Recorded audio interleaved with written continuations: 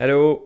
OK, fait que l'art personnel, c'est une position. C'est une position à l'intérieur. C'est une position de l'artiste, créateur, qui émet la notion, la, la direction d'un vecteur de création. Ce vecteur de création-là fait partie d'une vision large, organisationnelle et d'une façon de segmenter adroitement un grand flou présentement qu'il y a entre dans les propriétés d'organisation des contenus créatifs de la culture.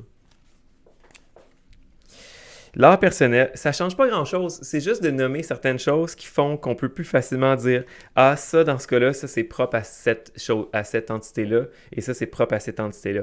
Par exemple, dans la...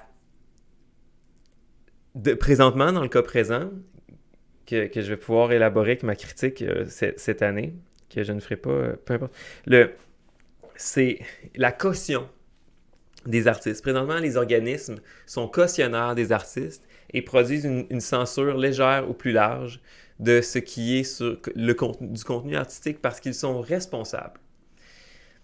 La responsabilité doit être directement donnée à l'entité qui est responsable de son propre, qui a signé le contrat culturel, autre chose que je mettrai en place cette année, et qui est propre à être responsable de son produit culturel, de son contenu culturel, de son champ. Alors, c'est vraiment déterminé toutes ces choses-là. Et l'art personnel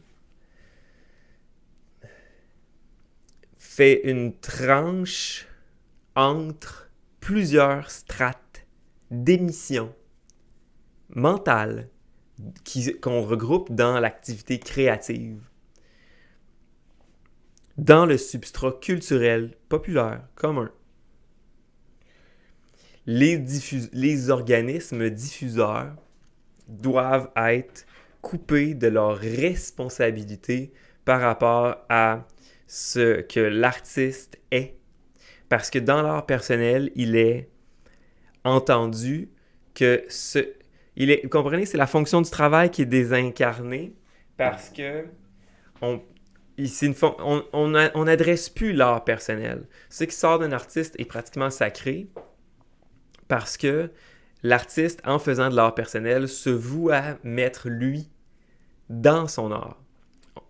Je sais que ça sonne comme une réitération puis une évidence, mais c'est parce que si on y va correctement, en regardant les différentes manipulations qui se passent à l'intérieur de ce système-là de nouvelles adresses, d'amplitude de création, on remarque qu'il y a plein de zones grises présentes dans le système. C'est plus ça. Ça enlève les zones grises. Puis présentement, il y a énormément de zones grises, puis ça va à personne. Puis c'est important pour notre système de notre déploiement qu'on les clarifie, ces zones grises-là. Puis je pense que c'est comme ça que notre culture marche aussi. Il faut les nommer, puis faut littéralement, pratiquement les inscrire parce qu'on est des petits bureaucrates ici. Parce qu'à Québec, là, c'est ça qu'on aime. C'est Assurance Land, là. Puis fait qu'on va faire ça à votre façon. C'est comme ça que vous allez comprendre. Moi, à la fin, on va se rendre à la même place que les Européens sont, puis les Américains, puis tout. C'est juste que nous, ici, on est des petits fâchés, gênés, trompés, là. Fait on va le faire en papier, puis comme ça, on va tous s'entendre sur un contrat. Ici, les contrats rassurent les gens. Fait qu'on va les déployer, ces contrats-là, pour sortir des flous. Et j'intuitionne que ça va... Ah, ça sonne vraiment comme plus de contrôle. Mais on est une société de même. On est une société qui aime ça contrôler, puis qui aime ça que tout soit sur papier. Sinon, on est parce que je pense pas à moi, là, je pense à vous, là, mais il faut que je dise le on. Là. Parce que sinon, quand il y a des bévues, on sait plus quoi faire, puis dans toutes les autres sphères de la société, on sait quoi faire. Ben en art, on sait jamais quoi faire, puis on a à se trouver dans cet art-là, puis malheureusement, je pense que c'est un art extrêmement bureaucratique. Donc, en en amenant l'art personnel, je pense que je vais trouver une façon d'interfacer avec cette prémisse de tentative de tout bureaucratiser. Oui, c'est sans doute ça la justesse de ce concept-là. Alors, c'est un concept en dyade. C'est un concept qui est comme une bulle d'huile, comme une bulle d'eau ou une bulle de savon entourée d'une bulle d'huile. La paroi intérieure et la paroi extérieure ne sont pas le même objet, pourtant elles sont les deux facettes d'une paroi qui est un environnement fermé, en convexe, concave, qui se renferme sur lui-même, comme une bulle. Comme une cellule aussi, là. C'est quoi la paroi d'une cellule? Cellule, paroi cellulaire. Ah, plate. Puis à l'intérieur de cette paroi-là, il y a les espaces de communication. Ça ressemble beaucoup à un cerveau. Peu importe. L'art personnel est la zone intérieure. Le contrat culturel est la zone extérieure.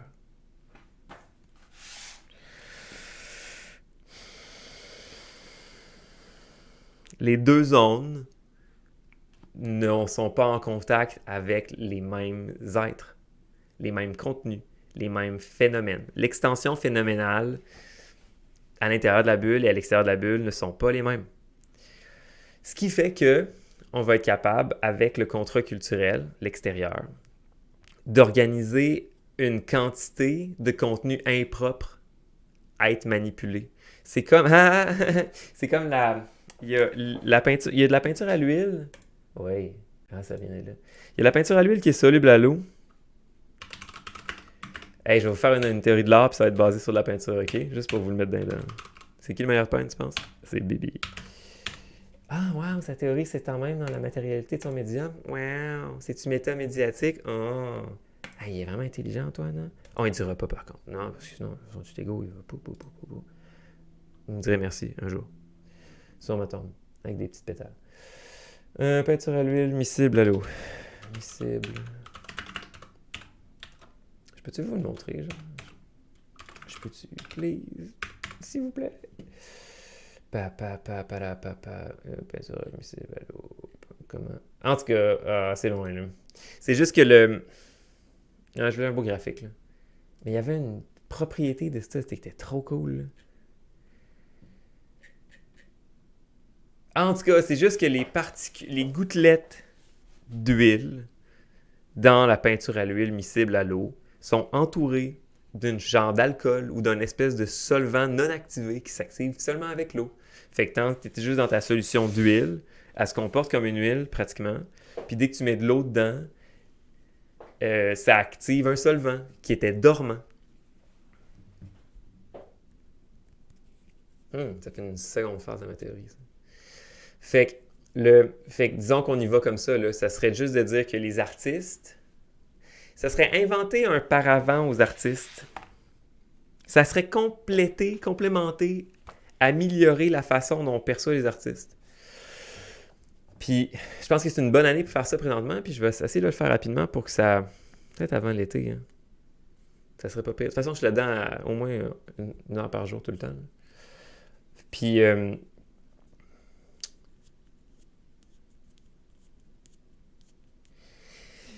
ce qui m'a poussé à faire la vidéo, c'est le rapport à...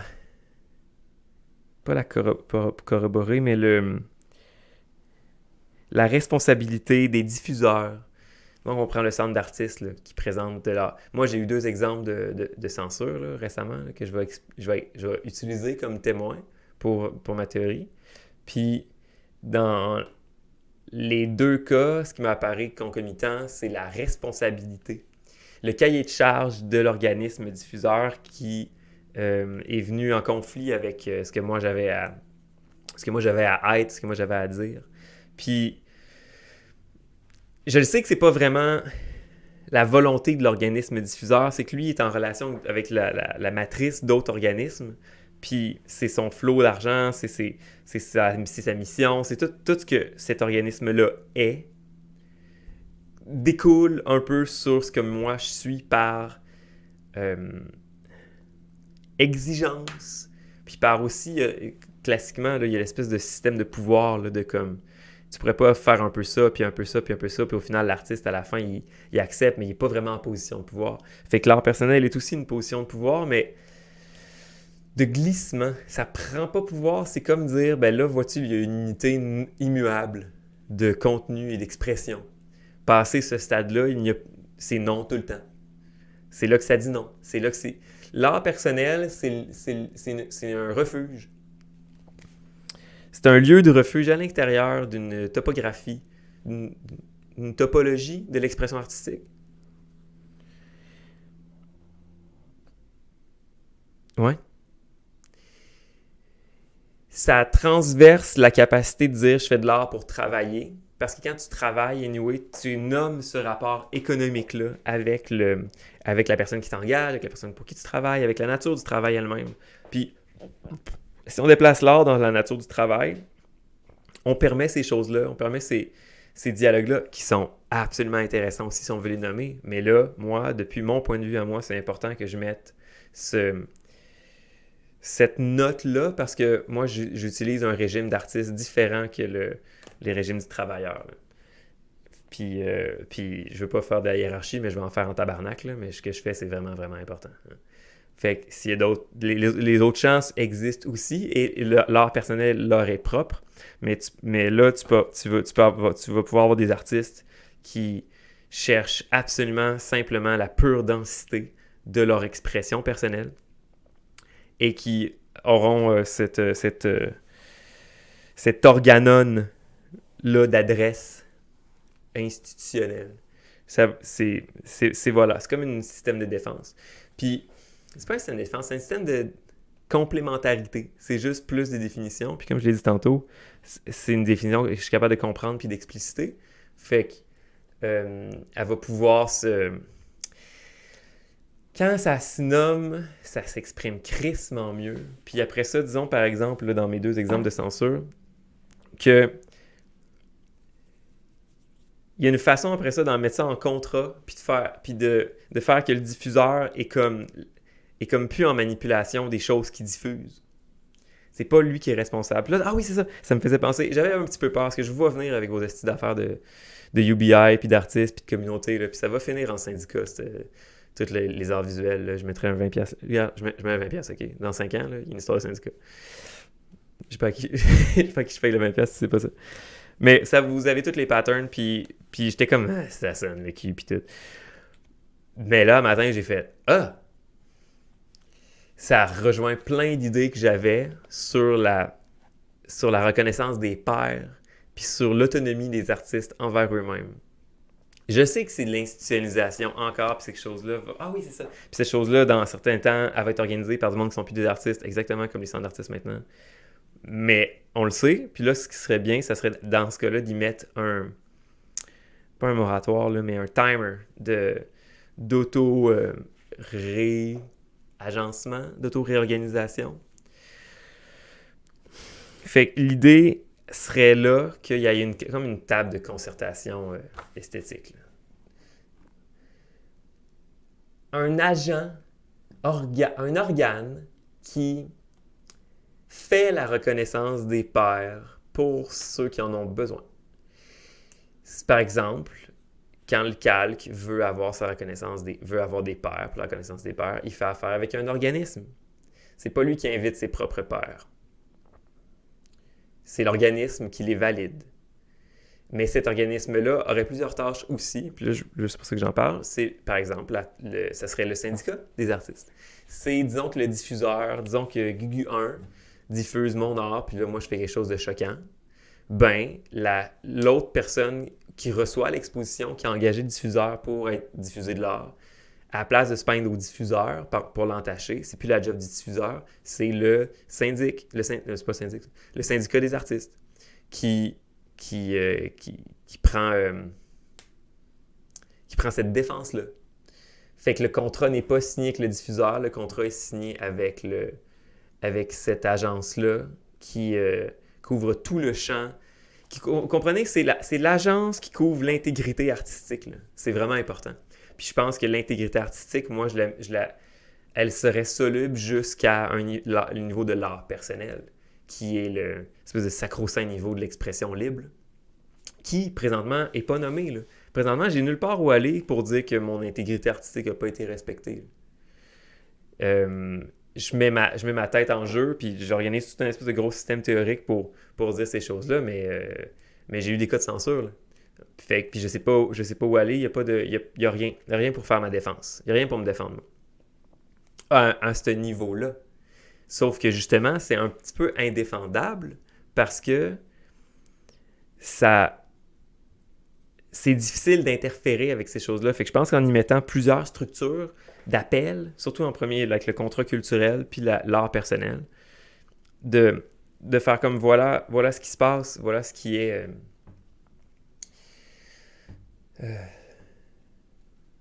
ça aide à visualiser, hein, ça aide à manipuler, puis je pense que ça aide à mettre en place. Fait que je suis content, c'est le fun, ça fait ces deux choses-là sont cohérentes dans un... Je vais pouvoir les dessiner aussi, là. On dirait la théorie de l'art moderne de Paul Klee. Là. Mais ça me fait beaucoup penser à ça. C'est vraiment un système unique. Puis je suis vraiment content de faire ça.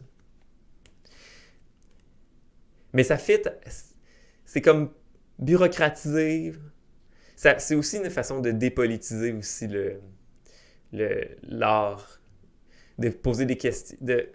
C'est cool, parce que c'est cool les dernières années là, en art, là, mais le politique en art est comme une espèce d'automatisme. Là. Le public relègue, ça Charles Taylor il en parle, là. Le public relègue une partie du cœur de ces questions morales aux arts. Puis plein d'artistes y répondent parce que c'est une façon de justement réatteindre le public facilement en disant moi je vais vous organiser vos mœurs puis je vais jouer au qui est le meilleur puis qui a les meilleures valeurs. Mais pour plein d'autres artistes, ça change la balance de pertinence, mais surtout parce que ça prend fort sur d'autres choses qui sont plus fragiles puis moins. C'est comme du gros. C'est comme l'équivalent de la cocaïne, genre faire de l'art politique là, pour rénover les codes sociaux. Là. C'est juste comme, t'arrives avec des gros coups de tambour, puis mais mon cœur scientifique, moi, est juste comme, c'est juste de l'illusion. Là. Tu viens juste assister à un autre spectacle, mais est-ce que la réalité des chiffres change? Puis après ça, là, ce qu'on a vu récemment avec l'autre exposition là, des colonialismes, c'est que ça évacue complètement la compétence visuelle de l'art, puis ça relègue la pertinence dans un système de valeurs morales conceptuelles qui n'est plus esthétique. Hein, je vous le fais dire en esti, hein? Mais c'est ça qui se passe. Fait qu'on génère des systèmes d'aveugles qui est une expérience cool aussi, là. Mais c'est parce que pour le cœur de la sensation visuelle, ça fait qu'il y a une espèce de chevauchement de plusieurs... C'est comme un moment où personne ne s'explique, tout le monde est dans le tabou, puis il y a certaines figures figures de style qui prévalent sur d'autres, mais pour des raisons qui sont plus valides sur les autres figures de style. Puis là, je parle spécifiquement de l'éthique, des codes moraux, de la politique, de la réforme sociale dans laquelle on est présentement, qui est la seconde révolution silencieuse. Tout ça, là, fait que c'est important. Fait que si ça marche vraiment, si on est vraiment plus civilisé, puis plus structuré, puis avec plus d'assurance, plus de contrats, puis si c'est ça votre style, on va jouer ce style-là, ça se fait bien. Mais c'est un style de langage et de code et de programmation. Puis là, moi, je suis capable de faire des translations phénoménales entre des systèmes idéaux, puis les juxtaposer en schéma pour que ça s'organise cybernétiquement, puis qu'on fasse quelque chose de bien. Là, matin, j'étais dans la neuroscience, là, puis sur les systèmes d'intelligence, puis d'autogestion, pas d'autogestion, mais d'auto-organisation, puis d'entropie, les centres la ville de Québec, la ville de Québec en soi est comme un super organisme culturel qui est en délai de conscience et qui vit présentement une phase anthropique. On réalise qu'elle a de la misère à encourager sa prochaine génération, puis qu'à la place de prendre des utilisateurs, elle forme seulement des des capaciteurs, des choses qui vont travailler en son sein, mais qui sont pas... Comprenez, il y a comme une espèce de juxtaposition entre les artistes qui vont utiliser ces centres d'artistes et les artistes qui travaillent dans le centre d'artistes. Puis effectivement, l'histoire de cette chose-là était des artistes qui travaillaient dans les centres d'artistes. Mais là, il y a comme une espèce de half-ass. Est-ce que nos utilisateurs, c'est nos habitants? Ou est-ce qu'on est juste... Il y a comme un grand... il y a tout en même temps. Il y a juste très peu d'activité consciente, dynamique. Il y a un niveau de chaleur qui manque, là, parce que si vous voulez être intelligent un jour, il faut aller voir c'est quoi de la thermodynamique. Puis là, il y a un niveau d'échange de chaleur qui est vraiment, vraiment froid, vraiment pas là. Puis je pense que c'est le niveau... ça ressemblerait à quoi, ce niveau-là? C'est un niveau qui a à voir avec la surprise, l'initiative, le...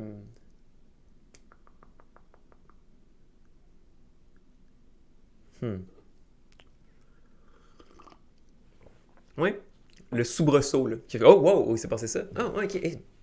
Un peu comme, disons, tu t'en vas prendre une marche, puis là, une fois, il y avait... Qui c'est qui a mis ça? Il y avait un gros bateau l'été dernier, là, sur le coin Charest-Langelier, le bateau des soupirs, machin, là. J'ai aucune idée qui c'est qui a fait ça. Je pense que c'est les Amarquistes. Je sais pas, mais bref, genre, je savais pas c'était quoi, c'était arrivé, c'était là, ça faisait flou-flou dans le vent, puis genre 2 jours après c'était parti, puis j'étais vraiment content, parce que j'étais comme, qu'est-ce qui vient de se passer? La surprise. Mais la surprise, c'était exactement ça dans l'article.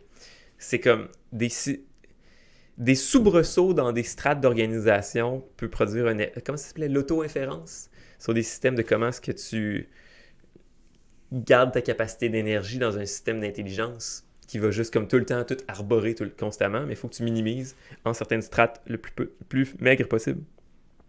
Puis ces sauts entre ces strates-là de cohérence phénoménale, disons, là, ou de différence phénoménale, se nomment surprise.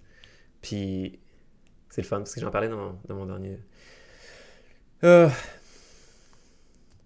peu comme la programmation de l'œil de poisson, qui m'a dit non à mon petit projet.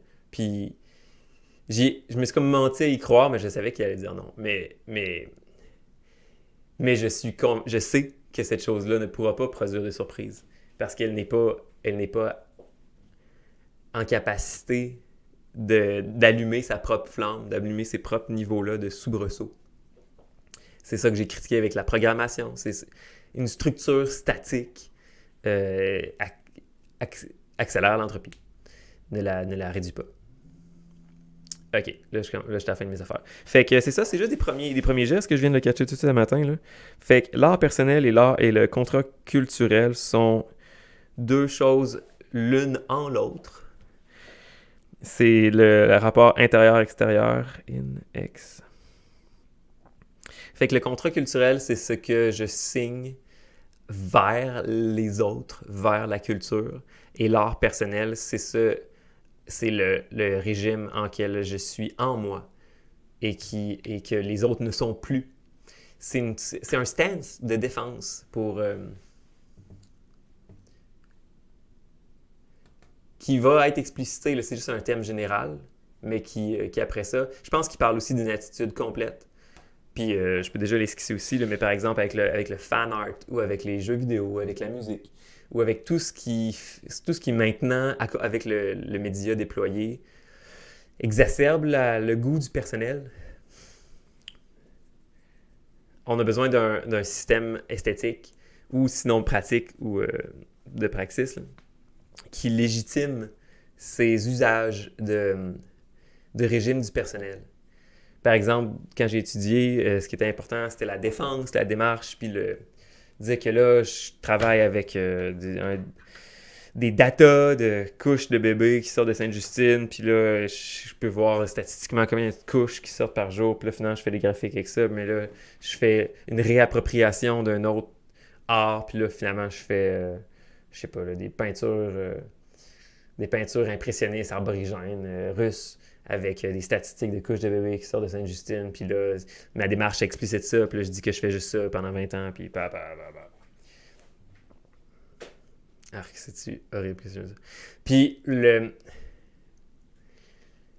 là, l'art personnel, ça serait juste que ça change le pôle, où c'est comme, ben moi, ce que j'aime, c'est les super chicks avec des gros lance-roquettes, sur des bateaux salvage en mode Mad Max. Puis, et également la peinture hollandaise de X, et aussi le chocolat, puis je vais tout ramer ça en même temps. Puis la créativité va plus être dans devenir moi-même au travers des choses que j'aime, donc dans ma constitution et en me constituant des choses qui font ma vie.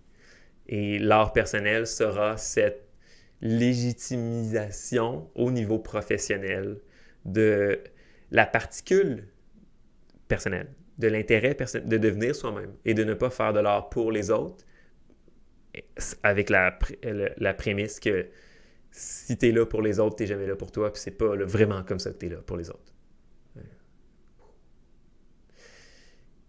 C'est en étant là pour moi que je suis là pour les autres, parce que je permets des fois aux autres d'être plus eux.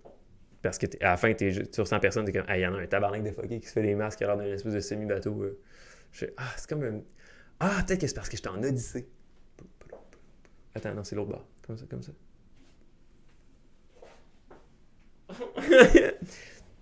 Ah, c'est pas mal homérique, mon histoire. Hein.